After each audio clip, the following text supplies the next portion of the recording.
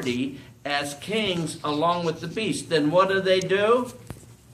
They have one purpose and will give their power and authority to the beast. So you see, there is, in prophetic language, you got to remember, in prophetic language, God's talking to the human race. Doesn't matter whether you were born in 8000 BC or today. It doesn't matter whether you're in Japan or in America. It doesn't matter. He's speaking to you. So therefore, the language of God has to be very symbolic. Because, yeah, I'm sure God speaks English. I would think he would. It's God's language. No, I didn't say that. Excuse me. But so God has to talk in a way that everyone, regardless, remember as the Bible says, your tribe, your language, your nation, regardless of all that you can understand him. That's why you say, well, why doesn't he just come out and say it? Why is it all this mystical stuff? Has to be because he's not just talking to you. He's talking to you, yes, but he's talking to literally trillions of people who have lived on this planet. And so that's why you have this. But it's amazing, you take these anti-God prophecies and these anti-God symbolisms, and they're portrayed in the European Union. And of course the scriptures are telling us that it says in 13, they have one purpose and will give their power and authority to the beast. They will make war against the Lamb. So here's another prophecy right in here that this group that's being identified here in Revelation, that at least it's pretty easy to think could be, right? Could be the European Union. The pieces fit together. But, maybe they could fit together in another way. But they all fit together, and they're pointing to this. And it's saying that this group, which we could be right on this, and the European Union is very friendly, allied to us now, but that they will make war against the Lamb. Now remember, the Christian population of the United States is going to be gone. Well, and the Christian population of everywhere else too, yeah. Is gone. So that does make a lot of these nations vulnerable. But the Lamb will overcome them because he is the Lord of Lords and the King of Kings. And with him will be his called, chosen, and faithful ones. And we talked about that last week. That's us. So that's a little bit of the background on these symbolisms, and we'll take these same symbolisms and apply them to the prophecies in Daniel, and I think you'll see. Don't you notice that if you take a look at history, even our modern contemporary history, like right now, and you overlay prophecy, you just shuffle them just a tiny bit, and they fit, don't they? The prophecy is all pointing in the direction of our future. It's all pointing there. And remember, we need to know the prophecies, but we need to believe in the promises. The promises, yes. Okay, very good. Okay, so now let's pick this up with, I want to just end 17 again with you so that that image is very clear in your mind, 15 through 18, and then we'll take chapter 18, which deals vividly with the destruction of Babylon. And here in 15, verse 15, chapter 17 of Revelation, then the angel said to me, the waters you saw, remember that's human race, the waters you saw where the prostitutes sat are peoples, multitudes, nations, and languages. The beast and the 10 horns, okay, there it is, you saw, will hate the prostitute. And remember we talked about that. They were great allies, weren't they? Mm-hmm. But now that the Antichrist is ready to move into control and power, Babylon is a nuisance because Babylon produces chaos and confusion and upheaval and bedlam, you know, and that's not comfortable with the Antichrist. So the Antichrist turns against Babylon here and destroys it. And we've talked a little bit about theoretically what is Babylon. Well, it seems to be a huge city that becomes the center of trade and also the center for the dictation of culture, which is pretty bad. You know, and you could go into a lot of pagan cultures, and even Rome, for example, they were very sophisticated in many ways, very impressive in some ways, considering the tools they had and the logic and the studies they had. They were advanced to us. But then in other ways, they were horribly savage and sadistic, and cruel. And so you have this combination of where intelligence doesn't always lead to a righteous morality. And you see it here with this. And so the Antichrist, it says in 16, the beast and the 10 horns you saw will hate the prostitute. They will bring her to ruin. She's riding on that beast, remember? And the Europeans think that's a good idea, you know. And it says they're going to hate the prostitute. They're going to bring her to ruin and leave her naked. They're going to eat her flesh, and they're going to burn her with fire. And remember, all the prophecies of the second ending of the earth as we know it is by fire. And a couple of the other themes that you see here, if you remember correctly, in Isaiah 54, maybe 50, maybe 50. See, I'm not on TV, so I can do this stuff. It's Isaiah. Yes, you are. Not till tomorrow. Yes, you still are, Bob. Yes, I am. Christine. Yes, but right now, I happen to be the authority in the room. Bob. So. You are still on. Oh. Gosh darn it. Okay, it's 53. I said 52, 54. We'll average it out. I was right, wasn't I? 53. Yeah. Okay, in 53, it's talking about, this is the chapter where we talk about Jesus receiving the stripes for us, and surely he took up our infirmities and carried our sorrows, yet we considered him stricken by God, smitten by him, and afflicted. But he was pierced for our transgressions, and he was crushed for our iniquities.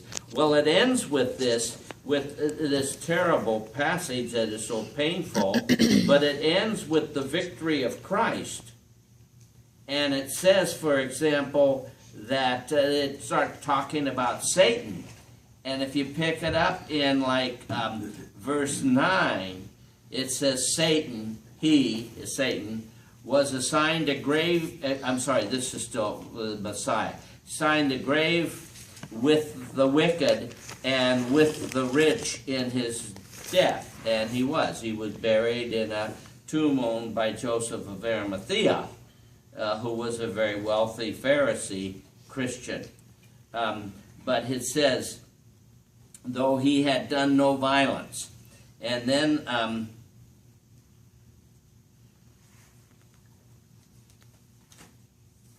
that's why we don't do rabbit trails all the time. Let's go to Isaiah 24 and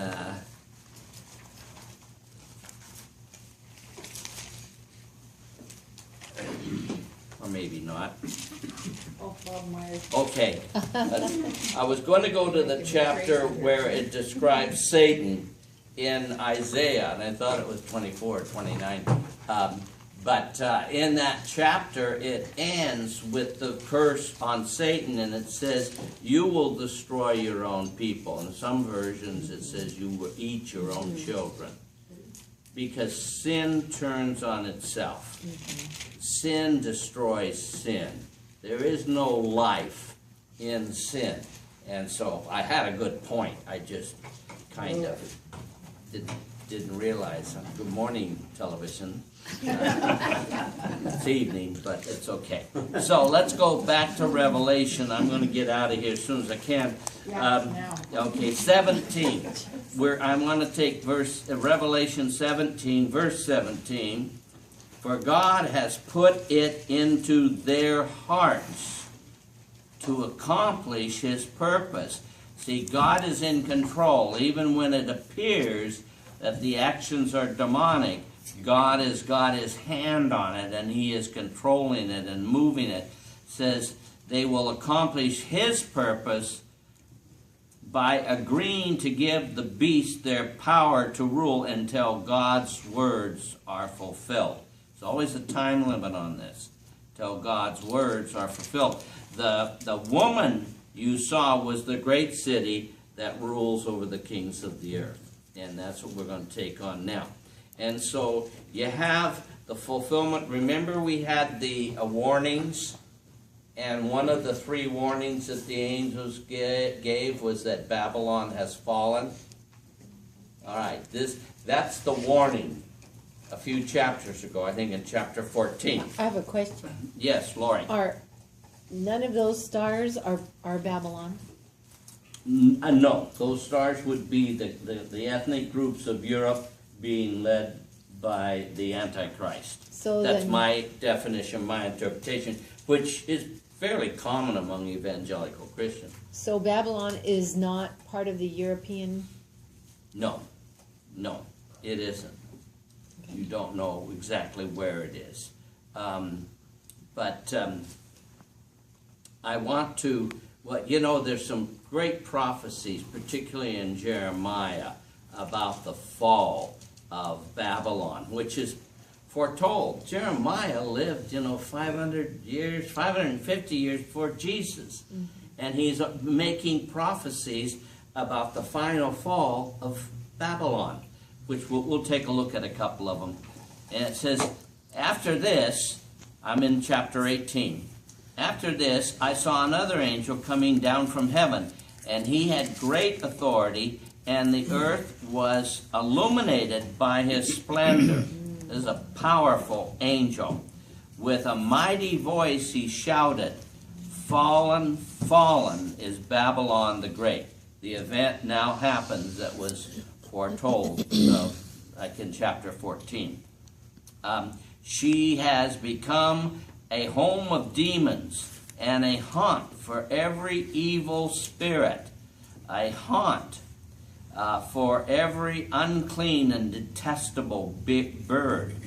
For all the nations have drunk the maddening wine of her adultery. She made the wine, and she is the one, and God blames her for the fall of the world.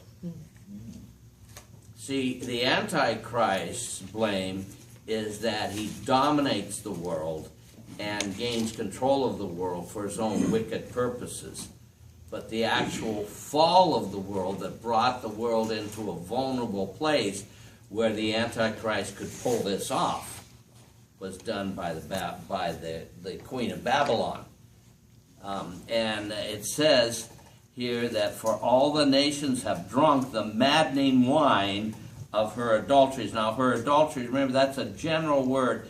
That's adultery in every form of adultery there possibly could be, with, of course, the greatest crime, spiritual adultery. Okay, the kings of the earth committed adultery with her, and the merchants of the earth grew rich from her excessive luxuries. And remember again, back earlier when it was talking about the horsemen, and it was talking about the struggles of the people of the world, and it said a quart of wheat for a day's labor, remember? And don't touch the oil and the wine. That's not for you. So you live, the basic population of the world lives on a subsistence level of hand-to-mouth life. where at the same time these excessive luxuries are in Babylon. And the allies of Babylon, like the merchants, for they're a big class, have been made filthy rich, like her, off of this trade, but the trade only benefits them. The huge, huge population of the earth struggles. But it says here that they became rich off of her excessive luxuries. Then I heard another voice from heaven say, "Come out of her, my people." Isn't that interesting? That in Babylon, wherever you go, yeah, you find a lot of things wrong, right? And a lot of unbelief. But wherever you go, if you look hard enough, you can find believers. Because we're all over the place. We're the remnant of God, both the tribulation saints and the Jewish righteous remnant. We're the remnant, and we're everywhere. And so, yes, even in Babylon, there were a few that did not bend their knees to that and were faithful to God. And God's now saying, get those people out of there. Because God, interestingly enough, God says, I'm going to destroy Babylon, but actually he uses the Antichrist to destroy it for him. And so, in case that sounds confusing here, well, God, yes, God allowed it to happen. He brought it about. But he pulls his people out first. Come out of her, my people, so that you will not share in her sins. And if you remember back in Genesis, about chapter 19, I think most of you know the story of Sodom and Gomorrah. And and there were these three angels, one very mysterious, which a lot of Christians believe is the pre-incarnate existence of the Messiah, Jesus, that Jesus was in this angel. He had more authority than the others, and he spoke with authority. And Abraham went to him and he said, well, he knew his nephew was down there with his family. And he said, well, would you destroy these places if there were 100 righteous people? And this angel, the mysterious angel, said, no.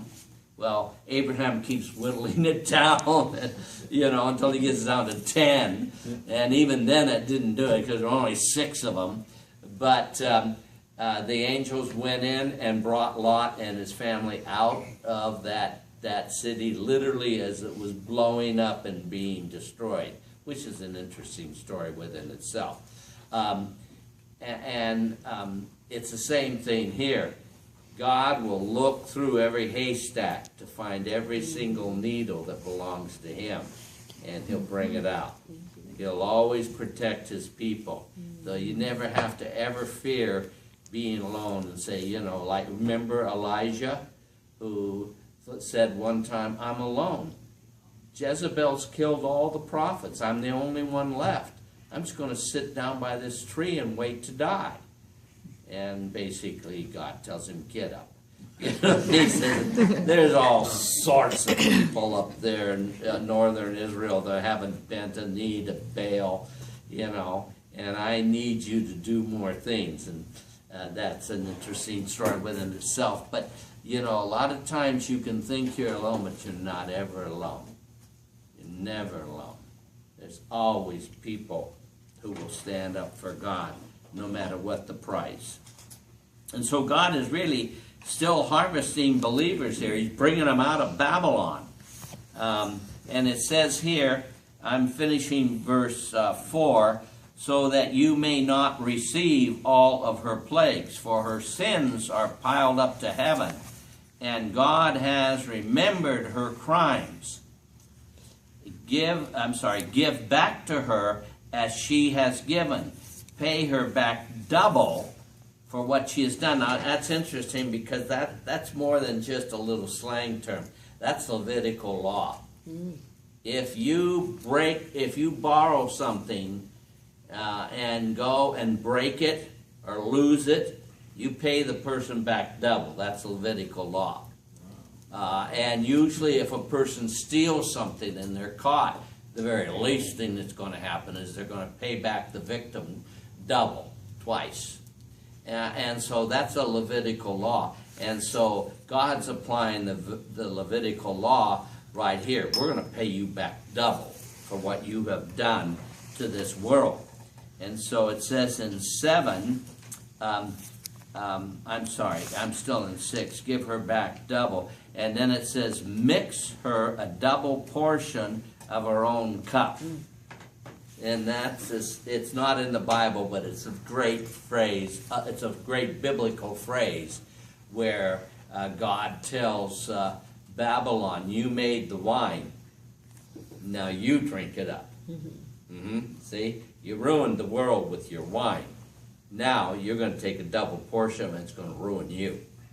And so that's exactly what they're saying here between verse 3, 18:3, about her maddening wine, and verse 6, where it says, mix her a double portion of her own cup, and give her as much torture and grief as the glory and luxury she'd given herself. In her heart she boasts, I sit as queen, I am not a widow, and I will never mourn. Therefore, in one day, her plagues will overtake her, death, mourning, and famine, and she will be consumed by fire. For mighty is the Lord God who judges her. And remember last week, and you helped me, Christy, you came up after class, it's in 2 Peter chapter 3, like around verse 12, where Peter, let's go there because it's really, Peter gives a perfect prophecy of this event you just read. And Peter's right towards the very back of the book, back of the Bible. And I'm in 2 Peter 3. And I think I'll pick it up in verse 10 in chapter 3. And it says in verse 10, but the day of the Lord will come like a thief. How many times you heard that? The heavens will disappear with a roar. The elements will be destroyed by fire, and the earth and everything in it will be laid bare. Since everything will be destroyed in this way, what kind of people ought you to be? Well, you want to live holy and godly lives as you look forward to this day. Wow, I'm supposed to look forward to it? Yeah, you look forward to it because the destruction doesn't include us, but what is happening in here is the greatest spiritual transformation of all history. And that is, you want to be holy and look forward to the day of God and speed its coming. That day will bring about the destruction of the heavens by fire, and the elements will melt in the heat. But in keeping, and here it is, the prophecy, now remember the promise. In keeping with the promise, we are looking forward to a new heaven and a new earth, the home of righteousness. See? So, yeah, there's going to be a fire for those. There's different kinds of fires, you know. There's a fire of destruction. You're seeing it here. There's a fire of damnation, where Satan, the Antichrist, and every unbeliever and every person who has rejected God is going to go. Fire of damnation. But there's also a fire of purification that purifies you like gold and silver on that day. So fire's not always something to be feared. And in this case, the fire brings an end to the old so the new can come. Okay, so let's go back to Revelation 18, and we're seeing the ending of the city of Babylon. Now, I'm in verse 8. Therefore, in one day her plagues will overtake her, death, mourning, and famine, and she will be consumed by fire, for mighty is the Lord God who judges her. See, God is allowing this, but actually it's the Antichrist that literally destroys the city. And then it says it happens very quickly. In fact, a little bit later it says it's going to happen in an hour. And I don't know, you can do lots of things with that. You know, by our weapons and warfare of today, that's a possibility, isn't it? To take down a huge city in an hour. So in 9, when the kings of the earth who committed adultery with her and shared her luxury, see this little group that had everything, and while the world suffered, and shared her luxury, see the smoke of her burning, they will weep and mourn over her. Why? Because they care about Babylon? Or is it because it's the end of their good deal? Yeah. See, the world always mourns for itself. It's only God that mourns for others.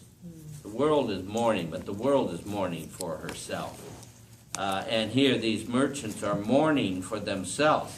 And it says, terrified at her torment, they will stand far off and cry.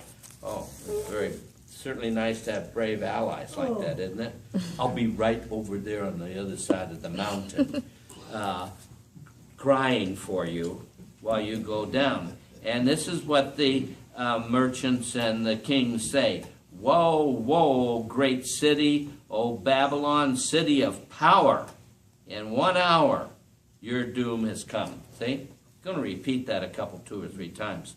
The merchants of the earth will weep and mourn over her because no one buys their cargo anymore. Isn't that exactly why they're crying? You know what? No one's going to buy my cargo anymore, you know? And so here they're weeping and mourning because no one's going to buy their cargoes anymore. Cargoes of gold. And it gives a long list here. I want to go through the list because the last thing on the list is stunning. Literally stunning. And it really draws a picture of Babylon and the world, and Babylon and her world. Okay? It says here, cargoes of gold, silver, precious stones, and pearls, fine linens, purple. Purple's always the most expensive color. Silks and scarlet, cloth, every sort of citron, wood, and articles of every kind made of ivory, costly wood, bronze, iron, marble, cargoes of cinnamon and spice, of incense, myrrh, frankincense, and wine and oil. Now we learned that. And the fine flour and wheat, cattle, sheep, horses, carriages, here it is. And the bodies and souls of men. See? Now that's a condemnation of Babylon. Babylon took down the bodies and the souls of many, many, many people. And now all this is gone. And now the price is to be paid. They will say, the fruit you longed for is gone from you. All your riches and splendor have vanished, never to be recovered. The merchants who sold these things and gained their wealth from her will stand again far off. Ta-da! Terrified at her torment, they will weep and mourn and cry out, woe, woe, great city, dressed in fine linen, purple and scarlet, and glittering with gold, precious stones and pearls. And here it is again. In 1 hour, such great wealth was brought to ruin. There's some interesting passages in Jeremiah 50 and 51. And these I'm sure of. 50,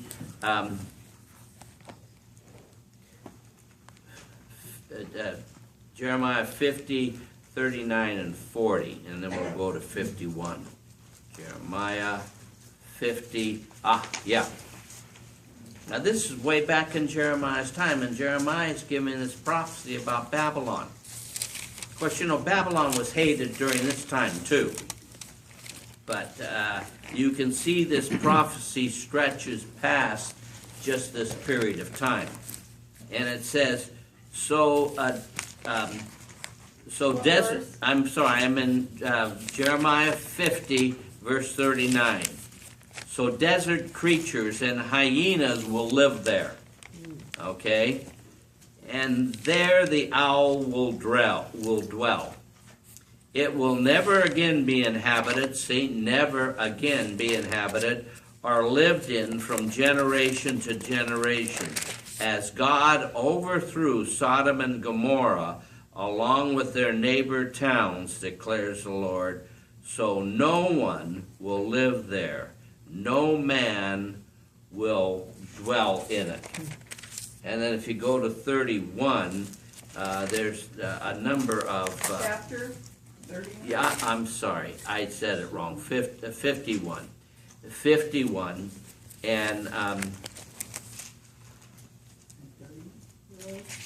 yeah. Same book. Yeah, I want verse 11 and verse 12. Same book, the Bible, yes. Who said that? We got that narrowed down. Okay, so Jeremiah 51, verse 11 and 12. Sharpen the arrows, take up the shields. The Lord has stirred up the kings of Mede, because his purpose is to destroy Babylon. Why? The Lord will take vengeance for his temple. Because remember, the Antichrist put his statue in the temple. Jesus says in the holy place. And so one of the things that God's going to do is he's going to take vengeance against Babylon for his temple. Lift up the banner against the walls of Babylon. Reinforce the guards. Station the watchmen. Prepare an ambush. The Lord will carry out his purpose, his decree against the people of Babylon. And so, and there's others in Jeremiah, but that I think is good enough to cover us. So I'm on verse 14 of chapter 18. In Revelation? Yeah, I'm back in Revelation, and I'm not. I'm in. I am in verse 17 of chapter 18 in Revelation. Okay, where it says, "In 1 hour, such great wealth has been brought to ruin." See, God says that enough times that you get the picture. It is a sudden thing. And then it says, "Every sea captain," well, yeah, they're the ones that brought the cargo. "Every sea captain and all who travel by ship, the sailors and all who earn their living from the sea will stand," again, far off. See, it says in Daniel, there is a prophecy that about the Antichrist that ends with this statement that he will go down to ruin and no one will stand by him.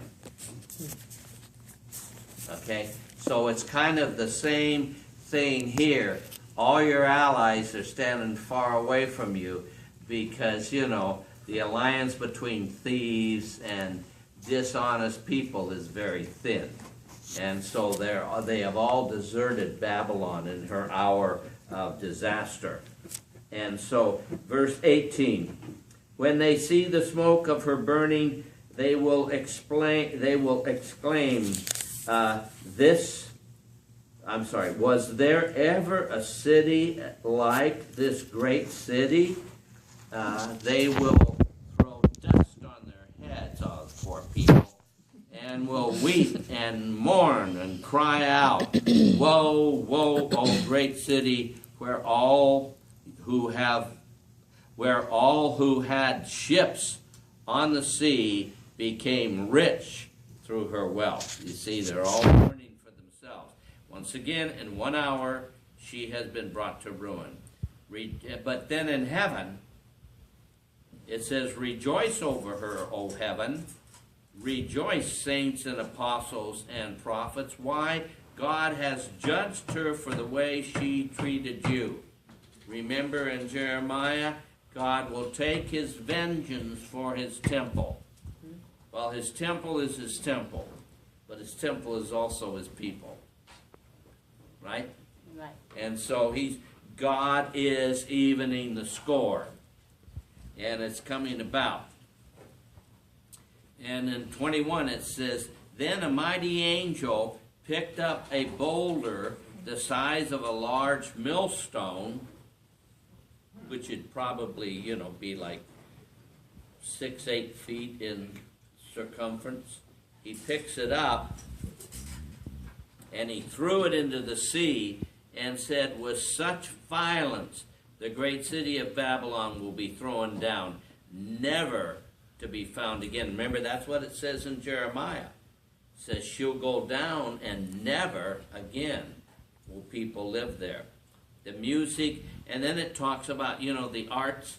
The secular world can produce arts, just like the Romans could do incredibly sophisticated and brilliant things. And then savagely watch people be ripped apart by lions for no other reason than they worshiped a God that they disapproved of.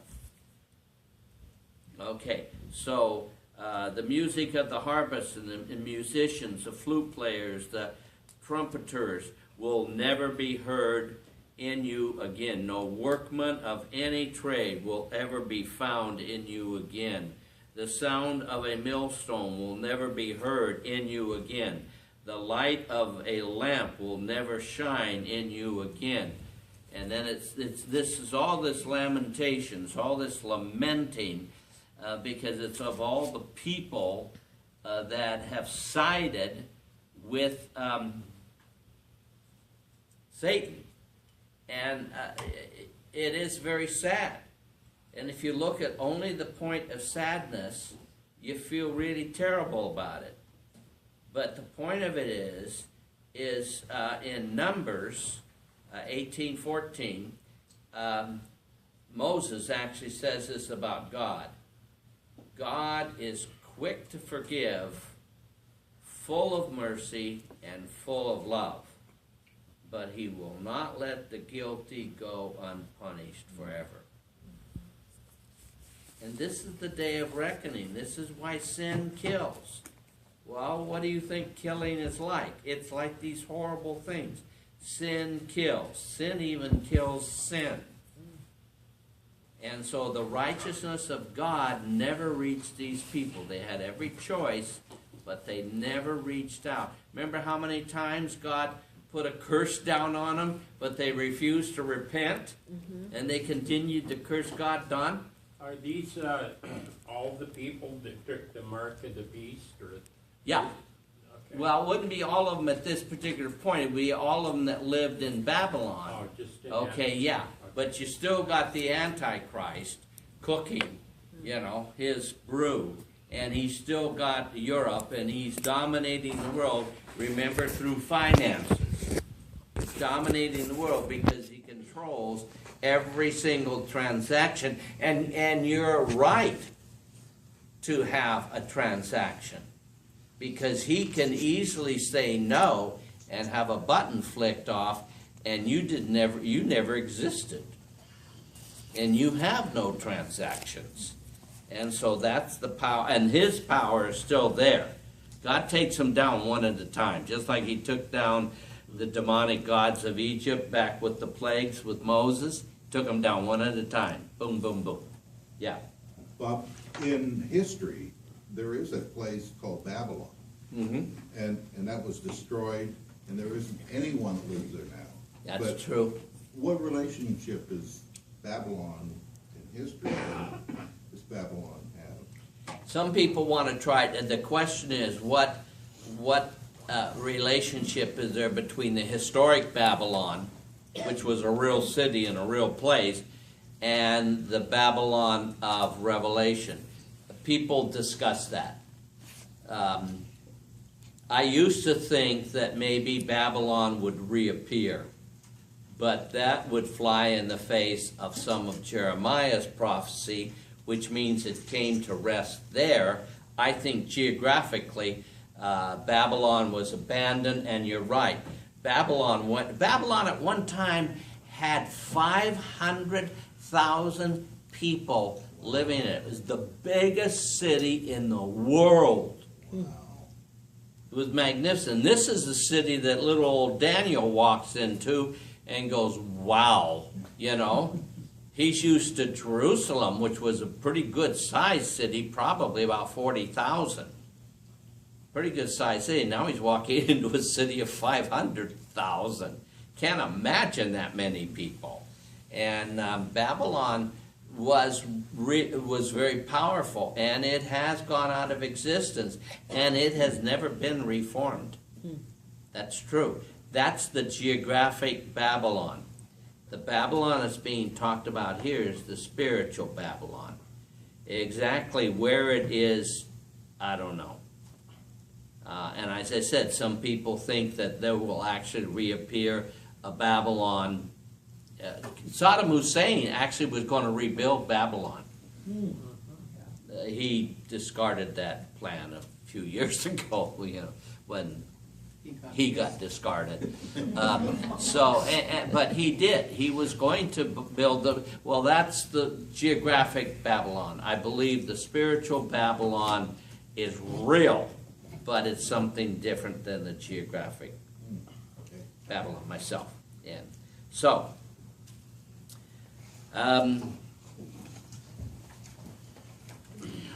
okay, and then it just continues with this lamenting, you know, the bride, you'll never hear the voice of a bridegroom and a bride, you know, will never be heard in you again. Your merchants were the world's great men. And you remember in Genesis, all the way back into Genesis, you go to Genesis 6, and it talks about how hurt God was at what a mess the world was, and all that was really left was Noah and his family. And it calls these giants and men of old, it calls them it calls them great names, and you think, well, if they're so evil, why are they great? Well, they're great maybe in the eyes of the world. They're not great in the eyes of God. And that'll kind of throw you for a second, but I just quickly went to Genesis 6, and I could pick it up in, well, it's very strange. And I think I have time. Because I'll be ending Babylon in just a couple minutes. But this, I think, has a lot to do with the great men of Babylon. And it's over here, and in chapter 6 of Genesis, it says, when men began to increase in number on the earth, and daughters were born to them, the sons of God. Now, what in the world is it talking about? We don't know. This is a mystery chapter in Genesis, and you can go off, you can spin off on a number of theories.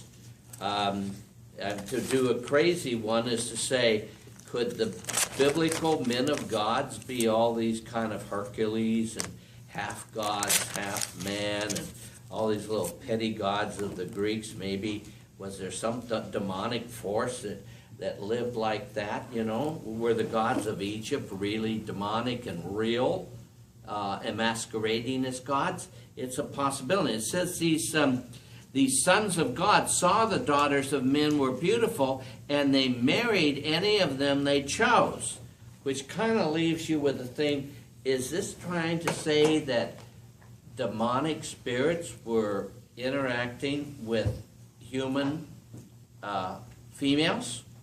And then they had a birth of something, and the birth in the Bible here is called the Nephilim, which actually Goliath would have been considered a Nephilim. There's a number of them in the Bible. Goliath most famous, and it says married them, and then the Lord says, and you think, well, sons of God, okay, this kind of sounds like a sweet idea. No. You look at how does God, what God think about this? And God says, my spirit will not contend with men forever, for he is mortal. His days will be 120 years. This is one of the places where God greatly limits the lifespan of the human race from the original 900 years under this perfect environment down to 120. And then in Psalm 90, he limits it to 70 to 80 years. Look it up. It's in Psalm 90, verse 4, I'm pretty sure. Psalm 90, is about verse 4. And that's where we are today. So it says 120 years. The Nephilim were on the earth in those days and also afterward, when the sons of God went to the daughters of men and had children by them. They were, and this is what I call remember it said the great men of Babylon. There weren't any great men of Babylon. They were terrible people. But they were somewhat, people can be great in the eyes of the world, but yet be in hell. You know, being great in the eyes of the world and being great in the eyes of man and being great in the eyes of God do not necessarily mean the same thing. And here's what they say about these sons of the sons of God and the daughters of men. It says they were the heroes of old, men of renown. And the Lord saw how great man's wickedness was on earth, had become, and that every inclination of his thought of his heart was only evil, and that grieved the Lord, that he had made man on earth, and his heart was filled with pain. So you see, greatness in the eyes of, I want to be great in the eyes of God. And I think probably most of us, when we were a lot younger, thought, oh, I'd like to be governor of the state of Oregon or something. You know, be great in the eyes of men. But I think now every one of you would agree your choice is be great in the eyes of God. And next week we will take chapter 19, which is the heavenly response, and then things get really rolling. And George, would you close us in a moment of prayer?